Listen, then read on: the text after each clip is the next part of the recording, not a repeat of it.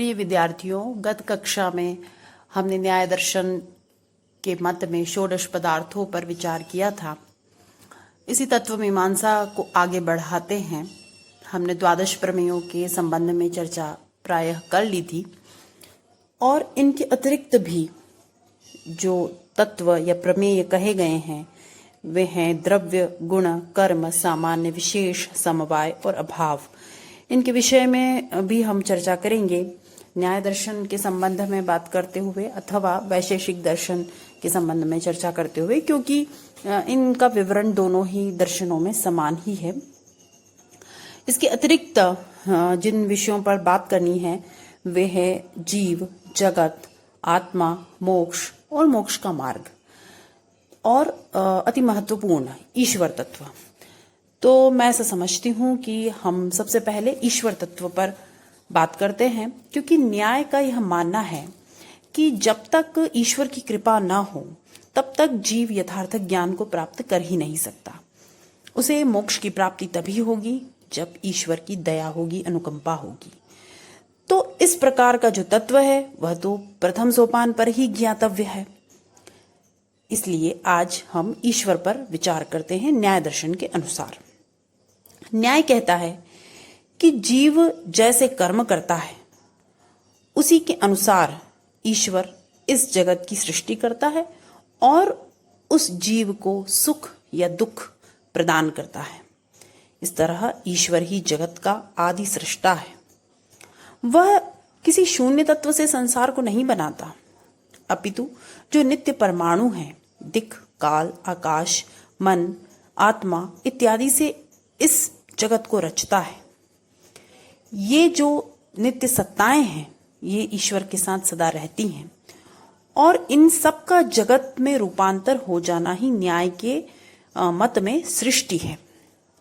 इस तरह से यह जगत धर्म प्रधान है। इसमें जितने भी जीव हैं वे सभी अपने अपने पाप और पुण्य कर्मों के अनुसार सुख दुख को भोग रहे हैं। ईश्वर इस संसार का निर्माता है और इस संसार का पोषण करता भी है। वह जब तक चाहता है तब तक ये सृष्टि बनी रहती है। उसकी शिक्षा होती है, वह सृष्टि करता है और उसकी जब संहार करने की इच्छा होती है तो उसे संहार करता है। तो इस प्रकार से ईश्वर को अनंत, नित्य और असीमित सत्ता न्याय मानता है। उनके अनुसार दिक्, काल, मन और आत्मा जैसे पदार्थ इसे सीमित नहीं कर सकते। ये द्रव्य ईश्वर के साथ रहते हैं, किंतु इनका वही संबंध ईश्वर के साथ रहता है जैसा शरीर के साथ आत्मा का रहता है। कोई यह कहे कि ईश्वर तो मनुष्य के कर्मों के अनुसार ही सब कुछ इस जगत में संचालित करता है। ऐसा है, किंतु फिर भी ईश्वर ही सर्वशक्तिमान है, क्योंकि संचालन करने की शक्ति तो उसी के पास है। वह सर्वज्ञ है, तीनों कालों की बातों को जानता है, सभी घटनाओं का यथार्थ ज्ञान उसके पास है। उसका ज्ञान नित्य है और इसीलिए न्याय दर्शन कहता है कि ईश्वर ही नित्य ज्ञान का आश्रय है। यह न्याय वेदांत से, अद्वैत वेदांत से कुछ भिन्न चिंतन करता है। अद्वैत वेदांत के मत में ईश्वर और ज्ञान अभिन्न है, किंतु न्याय कहता है कि ईश्वर नित्य ज्ञान का आश्रय होता है। इस ईश्वर तत्व में षड गुण पाए जाते हैं, जिसे षड ऐश्वर्य कहा गया है और यह उसमें अखंड रूप से विद्यमान रहते हैं। इन्हें कहते हैं, ये हैं आधिपत्य, वीर्य, यश, श्री, ज्ञान तथा वैराग्य।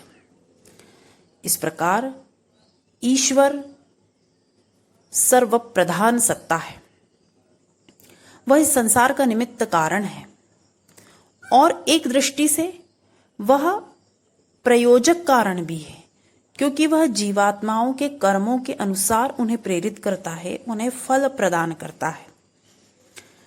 इसलिए जीव जो कुछ इस संसार में कर रहा है वह अपनी स्वतंत्रता से कर रहा है ऐसा नहीं है। अपितु ईश्वर की प्रेरणा के अनुसार ही वह प्रवृत्त होता है और अपने कर्म के अनुसार ही फल को प्राप्त करता है। स्वेच्छा से वह न तो कुछ कर सकता है न किसी फल को प्राप्त कर सकता है। तो इस प्रकार से ईश्वर इस संसार में धर्म की व्यवस्था करता है और सभी प्राणियों के, सभी जीवों के धर्म के व्यवस्थापक की दृष्टि से वह सर्वोच्च पद पर प्रतिष्ठित होता है। सभी जीवों को कर्म फल का दान करता है और उनके सुख और दुखों का निर्णय करने वाला भी वही ईश्वर तत्व ही है। अब प्रश्न उपस्थित होता है कि इस ईश्वर तत्व को सिद्ध करने के लिए क्या प्रमाण है, क्या युक्ति है। और न्याय तो अपनी युक्तियों, तर्कों और प्रमाणों के कारण ही जाना जाता है। तो निश्चित रूप से ईश्वर को सिद्ध करने के लिए भी न्याय दर्शन ने पर्याप्त प्रमाण अपने ग्रंथों में दिए हैं। सर्वप्रथम कहते हैं कि इस संसार को जो बनाने वाला है वह ईश्वर ही है, क्योंकि परमाणुओं से बनी हुई अवयव युक्त ये सभी जो वस्तुएं हैं, ये सभी कार्य हैं, इनका कोई न कोई कारण अवश्य है और वह अति बुद्धिमान करता है, क्योंकि बिना बुद्धि के सभी तत्वों का, सभी पदार्थों का प्रत्यक्ष अप्रत्यक्ष ज्ञान होना संभव नहीं है। इस जगत में बहुत विचित्र सत्ताएं दिखाई देती हैं। सुदीर्घ समुद्र हो, विशाल पर्वत हो, सूर्य हो, चंद्र हो, नक्षत्र हो, तारे हो, इस तरह की जितनी भी अवयव युक्त वस्तुएं दिखाई देती हैं, उनके कोई न कोई कारण अवश्य होंगे और निश्चित रूप से यह मनुष्य के द्वारा संभव नहीं है। अतः ईश्वर की सत्ता सिद्ध होती है, उसके अस्तित्व में कोई संदेह नहीं होता। जिसके पास असीमित शक्ति है, त्रिकाल अबाधित ज्ञान है, ऐसी ही कोई सत्ता इस जगत को निर्मित कर सकती है। दूसरा प्रमाण देते हैं, अदृष्ट का परिचालक ईश्वर ही है। इस अदृष्ट शक्ति के फलित होने के लिए एक ऐसे संचालक की आवश्यकता है जो परम बुद्धि से युक्त हो। अब प्रश्न होता है, ये अदृष्ट क्या है? तो अदृष्ट उस शक्ति को कहते हैं जो हमारे पाप और पुण्यों के द्वारा संग्रहित होती रहती है और इसी के कारण हमारा भाग्य भिन्न भिन्न होता है। इसे थोड़ा स्पष्ट करते हैं। जैसा कि हम लोग जगत में देखते हैं कि हर व्यक्ति एक दूसरे से भिन्न है, सबका भाग्य भिन्न है, कर्म समान हो तब भी फल भिन्न है। कुछ लोग सुखी रहते हैं, कुछ लोग दुखी रहते हैं, कुछ बहुत प्रयत्न करने पर भी बहुत कम परिणाम को प्राप्त करते हैं और कुछ कम प्रयत्न में भी बहुत श्रेष्ठ परिणाम को प्राप्त करते हैं। कुछ मूढ़ ही रहते हैं, कुछ बुद्धिमान रहते हैं। तो इस तरह की बहुत सारी विभिन्नताएं जगत में देखने को मिलती है। तो इसका कारण सामान्य रूप से जो दर्शनों में माना जाता है, जिसकी चर्चा हमने कई बार की है, वह है हमारा कर्मवाद।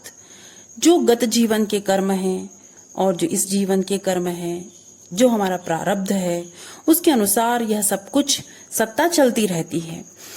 इस बात को मानने में कोई समस्या नहीं, इसको स्वीकार करते हैं प्रत्येक दर्शन। किंतु प्रश्न होता है कि कोई कर्म हमने आज किया, उसका फल वृद्धावस्था में भोग रहे हैं, या जो कर्म हमने इस जन्म में नहीं किया, उसका भी फल हम कभी भोग रहे हैं। तो यह जो अदृष्ट है, यह जो शक्ति संचित हो गई थी, इस शक्ति में तो कोई चेतना है नहीं, उस शक्ति को तो यह ज्ञान है नहीं कि किस तरह का फल प्रदान करना है। तो इसी अदृष्ट शक्ति का जो संचालन करने वाला तत्व है, वह ईश्वर है। तो इस तरह की युक्ति न्याय दर्शन में प्रदान की जाती है कि ईश्वर ही है जो हमें अच्छे कर्मों का पुरस्कार देता है और बुरे कर्मों का दंड देता है। और वह जो शक्ति है, उस शक्ति में चेतना नहीं है, इसीलिए उस शक्ति के संचालन के लिए परम चैतन्य ईश्वर की सत्ता को मानना आवश्यक है। इसके पश्चात तीसरा प्रमाण प्रस्तुत करते हैं, वेद प्रामाण्य। अर्थात जिस प्रकार कोई विज्ञान जिसका कोई प्रवर्तक होता है और हम इस बात को स्वीकार करते हैं और उसके आधार पर उस विज्ञान की सत्ता को स्वीकार करते हैं, उसी तरह से न्याय दर्शन कहता है कि वेदों की जो प्रामाणिकता है वह ईश्वर की सत्ता पर ही निर्भर है। क्योंकि वेदों की रचना किसी जीव के द्वारा, किसी मनुष्य के द्वारा नहीं हो सकती, क्योंकि उनमें जिन अलौकिक विषयों का वर्णन है, जिन अतीन्द्रिय विषयों का वर्णन है, वे जीव की बुद्धि से बाहर के विषय हैं। अतः वेदों का जो भी कर्ता है वह ऐसा तत्व है जो कि तीनों कालों को जानता है। वह सभी विभू तत्वों को जानता है, अणु तत्वों को जानता है, इंद्रिय तत्वों को जानता है, अतीन्द्रिय तत्वों को जानता है और सभी विषयों का प्रत्यक्ष अप्रत्यक्ष ज्ञान रखता है। तो इस तरह से वेदों की अभिव्यक्ति में हेतु केवल और केवल ईश्वर ही सिद्ध होता है। एक और प्रमाण देते हैं, आप्त वचन। उपनिषदों में, गीता में और स्वयं वेदों में जो प्रमाण दिए गए हैं, जो वाक्य कहे गए हैं, वे ईश्वर की सत्ता को प्रमाणित करते हैं। न्याय दर्शन कहता है कि किसी भी वस्तु के अस्तित्व के लिए अनुभव परम प्रमाण होता है, किंतु जो इस अनुभव को प्राप्त नहीं कर सकता उसे आप्त वचन पर निर्भर रहना चाहिए। और इसीलिए श्रुति में जो कुछ कहा है, उपनिषदों में जो ईश्वर की सिद्धि में प्रमाण दिए गए हैं, उन्हें हमें मानना ही होगा। कोई यह कहे कि यहाँ तो अन्योन्याश्रय दोष है, क्योंकि एक युक्ति में तो न्याय यह कहता है कि वेद इसीलिए प्रामाणिक है क्योंकि वे ईश्वर की कृति है, और दूसरी तरफ यह कहते हैं कि ईश्वर की सिद्धि में वो जो वेद के वाक्य हैं वे प्रमाण हैं। तो इसका भी निवारण करते हैं, कहते हैं कि किसी भी विषय का विचार दो दृष्टियों से किया जाता है, ज्ञान की दृष्टि से और अस्तित्व की दृष्टि से। तो अस्तित्व की दृष्टि से हम देखें तो ईश्वर ही प्रथम है, उसी की सत्ता सर्वप्रथम थी, उसी ने वेदों को व्यक्त किया और इसीलिए वे प्रामाणिक हैं। किंतु हम मनुष्य की दृष्टि से देखें तो वह ज्ञान की दृष्टि है, उसकी दृष्टि से वेद प्रथम है, क्योंकि उसने वेद के द्वारा ईश्वर का ज्ञान प्राप्त किया है। तो इस प्रकार से यहाँ पर यह दोष नहीं रह जाता। वेदों के ज्ञान के लिए यह आवश्यक नहीं है कि हम ईश्वर पर ही निर्भर करें, उसके अस्तित्व के ऊपर हम निर्भर करें, क्योंकि उसका ज्ञान तो किसी उपदेष्टा के द्वारा दिया जा सकता है। किंतु जब प्रप्रथम वेदों की सत्ता इस जगत में उपस्थित हुई तो उसके पहले किसी ईश्वर की सत्ता को मानना ही होगा। तो इस प्रकार से यहाँ अन्योन्याश्रय दोष को नैयायिक स्वीकार नहीं करते। अब कोई यह आक्षेप करे कि बिना किसी प्रयोजन के तो कोई मनुष्य भी कार्य नहीं करता, तो ईश्वर ने किस प्रयोजन से इस जगत को रचा? क्योंकि वह तो पूर्ण है, उसकी तो कोई इच्छा नहीं है और वह तो सभी ऐश्वर्यों से संपन्न है, तो क्या आवश्यकता हुई कि उसने इस जगत को रचा? तो न्याय दर्शन कहता है कि करुणावशात। फिर कोई प्रश्न करे कि यदि ईश्वर ने करुणा के वशीभूत होकर ही इस संसार को रचा, तो फिर सभी प्राणियों को सुखी क्यों नहीं बना दिया? क्यों किसी को सुख दिया और किसी को दुख दिया? तो इसका भी समाधान करते हैं कि ईश्वर ने करुणावशात ही संसार को रचा, लेकिन सृष्टि केवल सुखमय नहीं हो सकती। यदि कोई यह कल्पना करता है तो यह निराधार है, क्योंकि सृष्टि जीवों के कर्मों के अनुसार होती है और इसीलिए इसमें सुख और दुख दोनों का होना सहज स्वाभाविक भी है और आवश्यक भी है। तो इस प्रकार से ईश्वर तत्व के माध्यम से इस सृष्टि का किस तरह संचालन होता है, इस बात को न्याय दर्शन ने अपनी विविध युक्तियों के द्वारा प्रमाणित किया है। यद्यपि यह एक अति विस्तृत विषय है जिस पर न्याय के ग्रंथों, भाष्यों, टीकाओं में विस्तार से विवेचन किया गया है, किंतु इस एक व्याख्यान में मैंने उनको अति संक्षेप में समेटने का प्रयास किया है। अगली कक्षा में हम अन्य तत्वों पर विचार करेंगे। धन्यवाद।